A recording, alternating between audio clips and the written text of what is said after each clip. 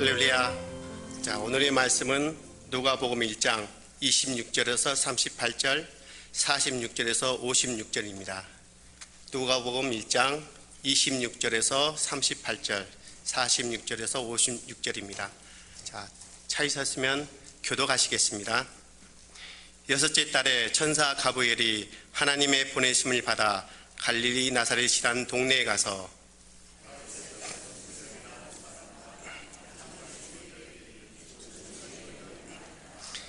그에게 들어가 이르되 은혜를 받은 자여 평안할지어다. 주께서 너와 함께 하시도다 하니,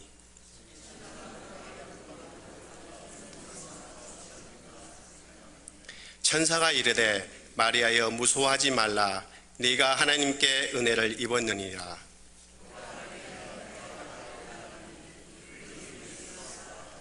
그가 큰 자가 되고 지극히 높으신 이의 아들이라 이끌어질 것이요 주 하나님께서 그 조상 다윗의 왕위를 그에게 주시리니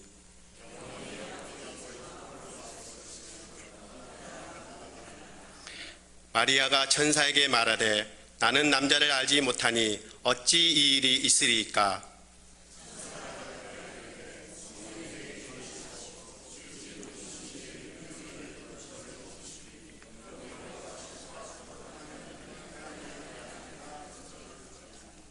보라, 네 친척 엘리사벳도 늙어서 아들을 배었느니라. 본래 임신하지 못한다고 알려진 이가 이미 6달이 되었나니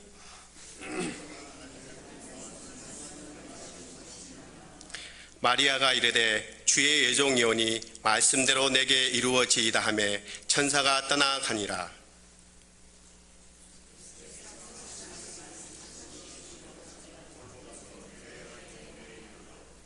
마리아가 이르되 내 영혼이 주를 찬양하며 그의 여종의 비천함을 돌보셨습니다. 보라, 이제 후로는 만세의 날을 복이 있다 일컬이로다.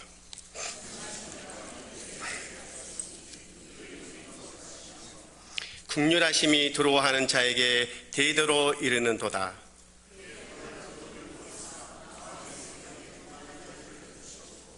권세 있는 자를 그 위에서 내리치셨으며 비천한 자를 높이셨고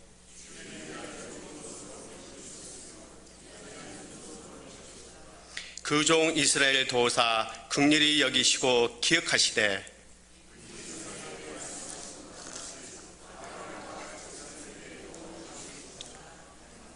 다 같이 합독하시겠습니다. 마리아가 석 달쯤 함께 있다가 집으로 돌아가니라. 먼저 찬양으로 하나님께 영광 드릴게요.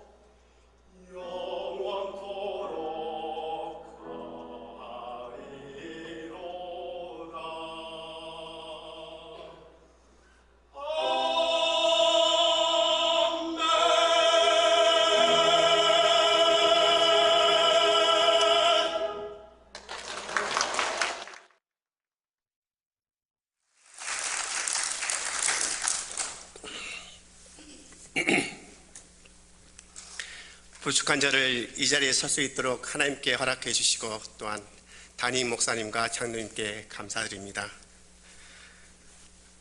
저는 오늘 어떤 말씀을 전할까 고민하다가 다가오는 주일이 크리스마스 주일이기에 크리스마스 주일에는 예수님과 마리아 이야기가 빠질 수 없지 않습니까? 그래서 저는 오늘의 본문 말씀을 듣겠습니다. 저는 찬양이라면 자신 있어요.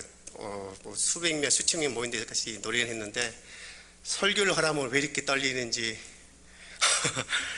지금도 벌써 막 입술이 떨려가지고 두툼해지고 막 마음이 벌써 막 쿵탕쿵탕 하는 소리가 들리십니까?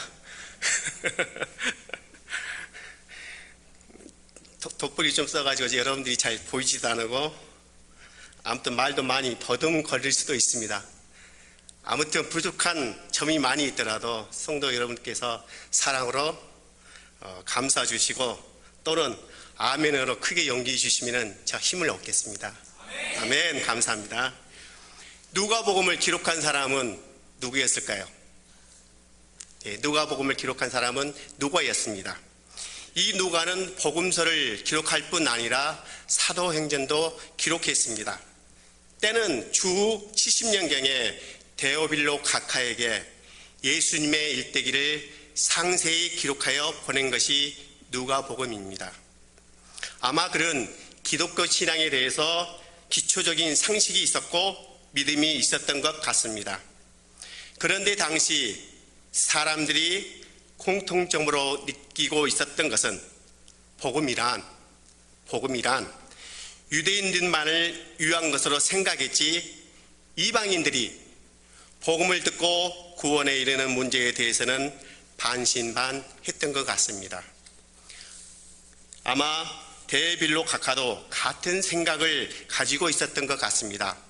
그래서 바울의 주치의요 또는 수행비서로서 바울에게 듣고 배우고 모든 것을 자세히 써서 데오빌로 각하에게 보냈던 것 같습니다. 누가복음 1장 1절에서 4절 말씀입니다. 자, 함께 교독하실게요. 우리 중에 이루어진 사실에 대하여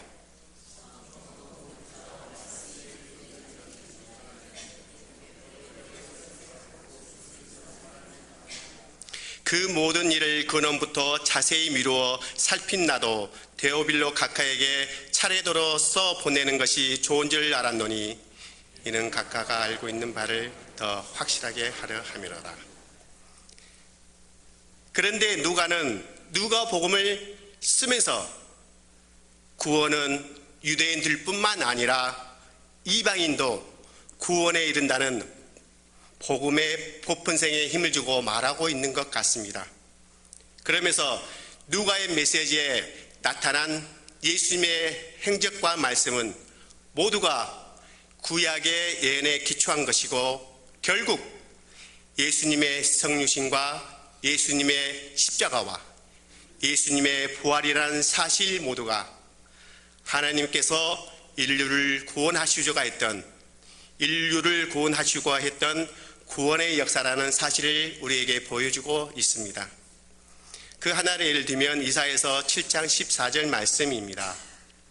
그러므로 주께서 친히 징조를 너희에게 주실 것이라. 보라, 처녀가 잉태하여 아들을 낳을 것이요 그 이름을 임마누엘이라 하리라.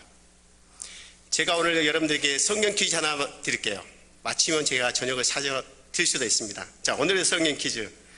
자, 예수님은 왜 여자의 몸을 통하여 이 땅에 오셨을까요?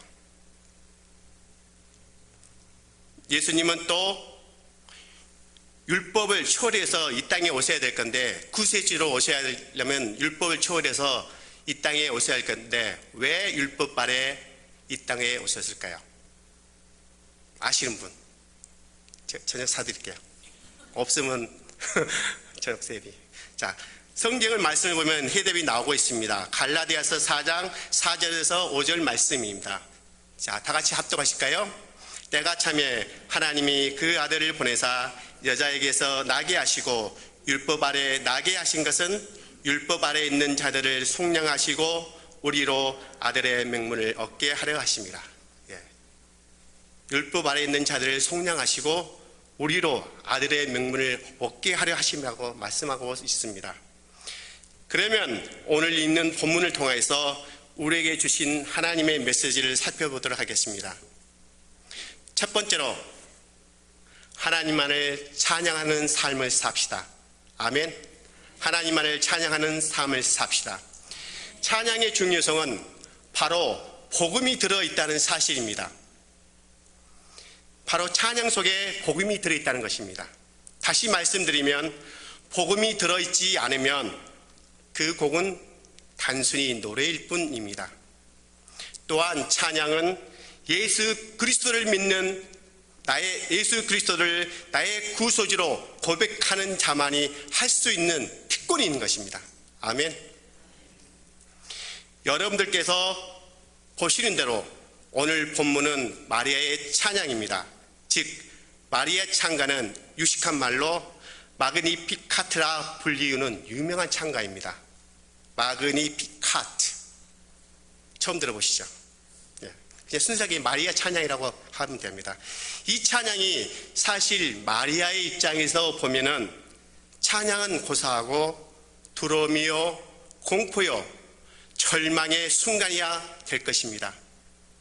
아직 결혼을 하기 전 약혼 상태에 있는 처녀가 임신을 했다는 사실은 실로 감당하기 어려운 시험이었을 겁니다. 또한 이해할 수 없는 희한한 사건이 아닐 수가 없습니다. 우선 이 사실이 약혼자 요셉에게 알려져서 파혼할 단계에 이를 것은 말할 것도 없고 동네 사람들의 욕설과 비판은 감당하기 어려웠을 겁니다. 마리아가 아무리 자기의 결백을 주장한다 할지라도 그것은 한낱 자기의 변명일 뿐입니다. 더구나 당시의 율법은 부정을 한 사람에게는 돌로 쳐 죽이는 법이 있었습니다. 율법을 잘 이해하기 위한 한 실례로 이스라엘을 다녀오신 목사님의 말씀을 인용하겠습니다. 지금도 이스라엘 나라에는 안식일이 되면은 호텔 엘리베이터가 각 층마다 자동으로 멈춘다고 합니다. 그 이유는 그 엘리베이터 아래에 있는 버튼을 누르는 것만으로 안식일을 범한다고 생각하기 때문에 엘리베이터가 자동으로 멈춘다고 합니다. 그런데 하물며 2000년 전에는 어떻게 했을까요? 그때 당시 마리아의 입장을 한번 생각해 보십시오. 마리아의 고민은 어떤 말로도 표현할 수가 없었을 겁니다. 스트레스요, 불안이요, 초조요, 공포요, 절망 그 자체였습니다. 아마 그 젊은 나이로서 당시 모든 가능성을 생각했을 겁니다. 아마도 자살을 생각했을지도 모릅니다. 그러나 그때 천사 가브리엘이 하나님의 보내심을 받아 마리아가 잉태한 분은 바로 하나님의 아들이며 우리의 구주이며 만왕의 왕이란 사실을 알려주었습니다. 누가복음 1장 30절에서 35절 말씀입니다. 자, 교독하실까요? 천사가 이르되 마리아여 무서워하지 말라. 네가 하나님께 인내를 입었느니라.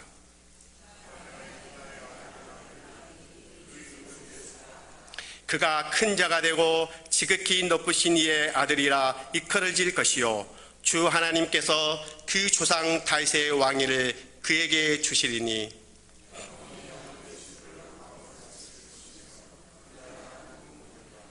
마리아가 천사에게 말하되 나는 남자를 알지 못하니 어찌 이 일이 있으리이까.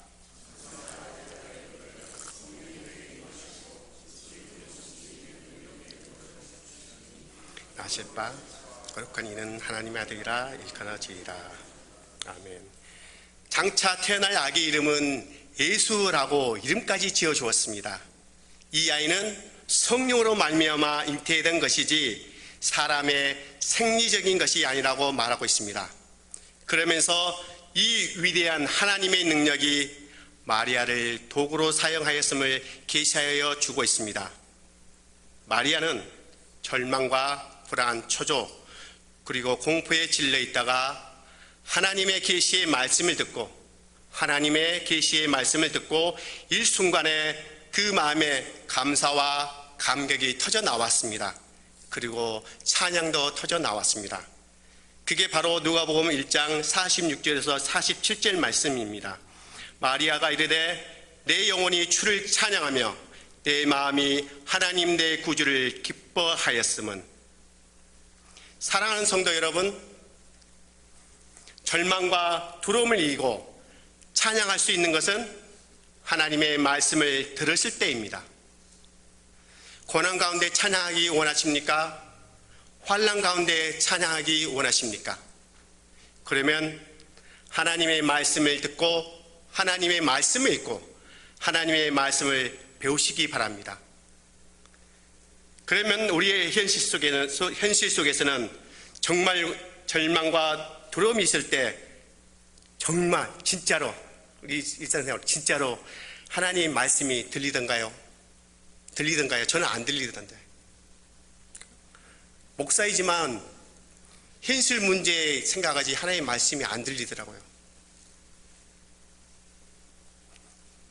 근데 찬양은 제 입에서 저도 모르게 나온 적이 있었습니다.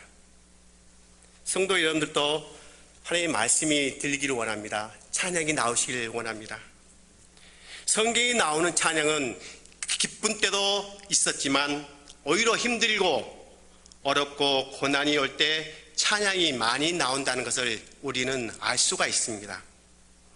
성경에 나오는 믿음의 선조들처럼 다윗처럼 바울처럼 우리의 삶 가운데 힘들고 고난이 오고 두려움이 오더라도 항상 내 영혼이 주님을 찬양하며 살아가는 저와 살아가는 여러분들이 되시기를 주님의 이름으로 축원합니다.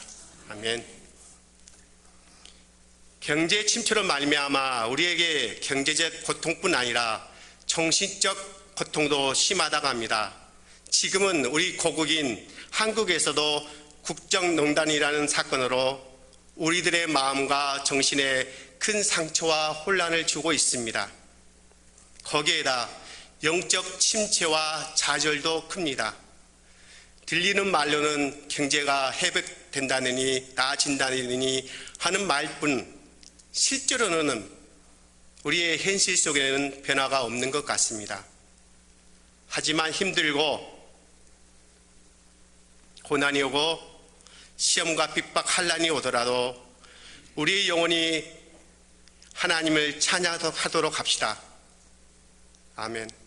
우리가 입술의 노래도 다소 유익하지만 우리의 찬양은 영혼의 찬양이 되어야 할 줄 믿습니다. 아멘. 그러면 어떻게 영혼의 찬양을 할 수 있을까요? 그것은 말씀에 대한 확신, 그리고 구주 예수 그리스도를 믿는 확신이 있을 때 영혼의 찬양을 할 수가 있는 것입니다. 아멘. 우리의 삶이 힘들고 어렵지만 말씀을 따라 살면서 위로받고 말씀을 통해서 은혜받고 말씀을 따라서 순종하는 삶을 살아갈 때 우리의 삶 속에서 영혼의 찬양을 할 수가 있는 것입니다. 아멘. 그러면 우리는 예수님의 삶을 살아갈 수가 있습니다. 그리고 이 시간 우리의 삶의 목표로 우리의 영혼이 주를 찬양할 때 몸과 마음과 뜻과 생명을 다하여 찬양하기로 다시 한번 주님 앞에 고백하십시다. 아멘. 험한 세상, 힘든 세상, 고통과 문제가 아무리 많아도 우리의 영혼이 하나님의 은혜로 인하여 하나님을 찬양할 수 있다는 것을 잊어버리지 마시기 바랍니다. 찬양이 단순히 노래가 되어서는 아니 됩니다. 찬양은 바로 곡조 있는 기도요, 진실한 신앙의 고백이 되시길 바랍니다. 찬양을 통하여서 세상을 이길 수 있는 여러분들이 되시기를 주님의 이름으로 축원합니다. 둘째로, 시련과 고난과 환난이 와도 구세주이신 예수 그리스도만을 바라보고 기뻐하며 승리하며 살아갑시다. 아멘. 마리아의 찬양은 구원의 찬양이라고 말할 수가 있습니다. 앞서 말씀드렸듯이 마리아의 찬양은 평범할 때 부르는 찬양이 아니라 목숨 걸고 하는 찬양이었습니다. 여러분 어떠세요? 정말 목숨 걸고 찬양하는 적이 있었습니까?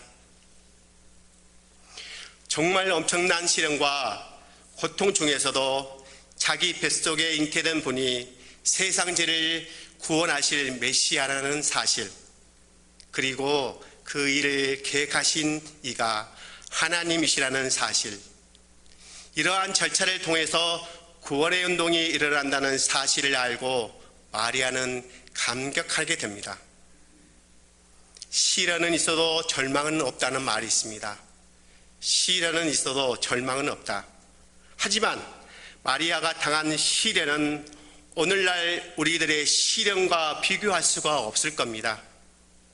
그러나 그녀는 일어났습니다. 물론 그 자신이 일어난 것이기보다는 하나님께서 은혜를 베풀어 주어 마리아를 일으켜 세워 주신 것입니다. 그러면 마리아는 이렇게 찬양하며 고백하게 되는 것입니다. 누가복음 1장 38절 다 같이 합독하실까요? 마리아가 이르되 주의 여종이오니 말씀대로 내게 이루어지이다 하며 천사가 떠나가니라. 말씀대로 내게 이루어지이다. 이 말씀은 죽어도 좋다는 말씀입니다. 사랑하는 성도 여러분, 오늘 우리 자신들을 살펴보십시다. 진퇴양난의 시련, 감당기 어려운 시련 등이 우리 앞에 놓여 있다 해도 마리아의 고백처럼 말씀대로 내게 이루어지다 찬양하면서 주는 그리스도시요 살아계신 하나님이심을 믿을 때 모든 것을 이기고 승리하게 될 줄 믿습니다. 풍랑을 잠잠케 하신 예수님께서 오늘날도 우리의 이 모든 문제를 해결하여 주시라도 믿습니다. 아멘. 근데 그리 아니하실지라도, 많이 들어보셨죠? 그리 아니하실지라도 우리는 하박국의 찬양을 들을 수 있는 성도님이 되길 간절히 소망합니다. 하박국 3장 17절에서 18절 말씀입니다. 자, 우리가 한번 합독할까요? 비록 무화과 나무가 무성치 못하며 포도나무에 열매가 없으며 감람나무에 소출이 없으며 외양간에 소가 없을지라도 나는 여호와로 말미암아 즐거워하며 나의 구원의 하나님으로 말미암아 기뻐하리로다. 아멘. 나는 여호와로 말미암아 즐거워하며 나는 구원의 하나님으로 말미암아 기뻐하리로다. 그러한 고백이, 그러한 찬양이 우리의 고백이 되기를 간절히 소망합니다. 셋째로, 성령의 도우심으로 겸손하게 살아갑시다. 오늘의 본문 말씀 48절에서 49절 말씀입니다. 자, 합독할게요. 그 여종의 비천함을 돌아보셨습니다. 보라, 이제 후로는 만세의 날을 복이 있다 일컬이로다. 능하신 이가 큰 일을 내게 행하였으니 그 이름이 거룩하시며. 로마 가톨릭 교회가 마리아 숭배를 하고 있습니다. 아마 다 아실 겁니다. 그것은 성경을 모르는 무지에서 나온 것입니다. 마리아는 무지한 것도 아니고 중보자도 아닙니다. 그녀는 다만 메시아이신 예수 그리스도가 성육신 하실 때 그릇으로, 도구로 쓰였을 뿐입니다. 마리아의 숭배 사상은 바벨론 여신 사상과 교묘히 연결되어 있음은 우리는 알고 있습니다. 역사가를 통해서 우리는 알고 있습니다. 마리아도 예수 그리스도를 믿고 구원 얻은 성도에 불과한 것뿐입니다. 그러나 마리아가 예수님의 어머니가 된 만큼 복 받은 자인 것만은 사실입니다. 그래서 천사 가브리엘이 마리아에게 인사하면서 은혜 받은 자여 평안할지어다 라고 했습니다. 누가복음 1장 28절 말씀에 그에게 들어가 이르되 은혜를 받은 자여 평안할지어다 주께서 너와 함께 하시도다 하니. 그런데 마리아의 반응은 어땠습니까? 계집종의 비천함을 돌아보셨다고 고백하고 있습니다.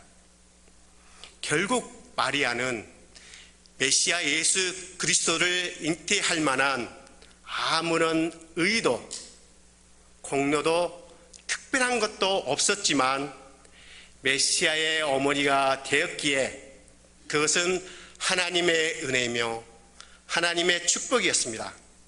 그러므로 마리아는 겸손할 수밖에 없었던 것입니다. 혹 우리들은 어떠합니까?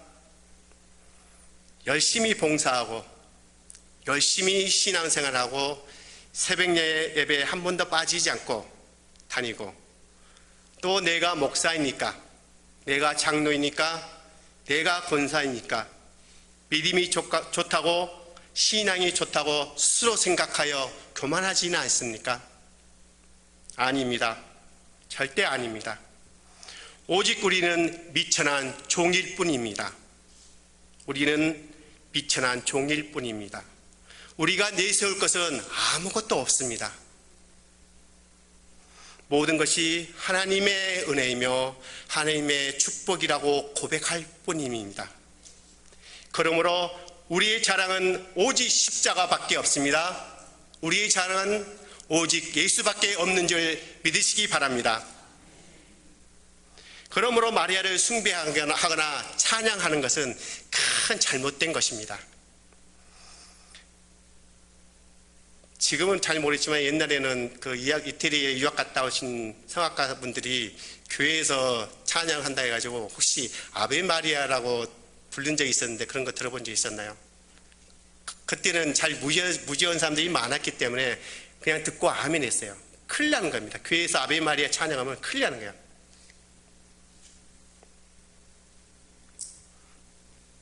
우리가 마리아를 본받을 점이 있다면 하나님의 은혜에 감사하며 감격하며 이건 있는 그녀의 겸손인 것입니다. 겸손한 삶은 절대로 후회가 없습니다. 겸손하면 은혜를 받고, 겸손하면 축복을 받습니다. 겸손하면 하나님의 사랑을 받습니다. 또한 겸손하면 사람으로부터 사랑을 받습니다. 아멘. 겸손은 곧 참된 인격이기 때문입니다. 그리스도인의 삶의 덕목 중에 겸손은 아름다운 것입니다. 겸손은 자기 부족을 알고 남의 장점을 인정할 줄 아는 마음입니다. 겸손해야 이웃이 있고 겸손해야 베풀 수가 있습니다. 겸손해야 우리가 가진 믿음이 빛을 발할 수가 있습니다. 겸손해야 우리가 베푼 사랑에 빛이 납니다. 너무도 각막해진 세상, 자기 것만 알고 제 자식만 알고 제 물건만 아는 세상, 자기만 옳고 자기만 제일인 양 뽐내는 세상. 그러나 이러한 세상에서도 언제나 용서하고 겸손한 마음으로 살아갈 때 우리에겐 하늘로부터 내려오는 위로와 평화가 있을 줄 믿습니다. 아멘. 저는 오늘 우리 세 가지의 말씀을 드렸습니다. 첫 번째는 하나님만을 찬양하는 삶을 사십시다. 아멘. 절망과 고난과 시련이 온다 할지라도 하나님의 말씀을 들음으로, 하나님의 말씀을 읽음으로, 하나님의 말씀을 배움으로, 하나님의 말씀으로 인하여서 이 모든 것을 승리하게 하신 하나님만을 찬양하십시다. 두 번째로 시련과 고난과 환난이 와도 우리의 구세주이시며 예수 그리스도를 바라보고 기뻐하며 승리하며 살아갑시다. 마리아의 고백처럼 말씀대로 내게 이루어지더란 고백으로 주는 그리스도시요 살아계신 하나님의 아들이심을 믿을 때에 모든 것을 승리하게 하신 예수님을 바라보며 찬양하십시다. 세 번째로 성령의 도우심으로 겸손하게 살아갑시다. 우리는 빛이 난 종이며 우리의 자랑은 오직 십자가밖에 없습니다. 우리의 자랑은 예수밖에 없습니다란 고백으로 이 세상을 겸손하게 찬양하며 살아가는 여러분들이 되시기를 주님의 이름으로 축원드립니다. 기도하시겠습니다.